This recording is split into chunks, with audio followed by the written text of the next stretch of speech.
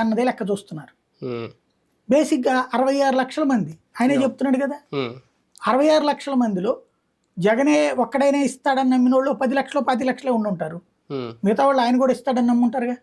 అవును. ఉమ్, ఈ ఫీడ్బ్యాక్ ఎవరెళ్ళి ఇస్తారు జగన్కి? ఉమ్, జగన్కి తెలియదా అది? ఉమ్, తెలియకుండా 200 రూపాయలు 250 అన్నాడా?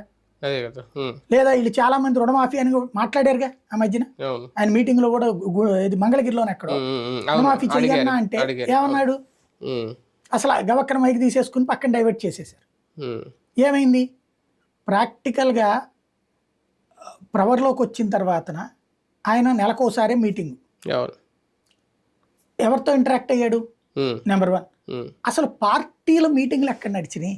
ఉమ్, పార్టీ దోవన పార్టీని నడవనిచ్చి ఉమ్, పార్టీ తరపున 2 నెలలకు 3 నెలలకు కనీసం 6 నెలలకు ఉమ్, ఓ మీటింగ్ పెట్టి గ్రౌండ్లో పార్టీ యాక్టివిటీస్ నడవనిచ్చి. ఉమ్, ఇప్పుడు ప్రభుత్వంలో పదవులు రానుడికి పార్టీలో పదవులు ఉండాలి కదా. ఉమ్, అసలు పార్టీ పదవి ప్రభుత్వ పదవి ఏమైనా తేడా ఉంది అక్కడ?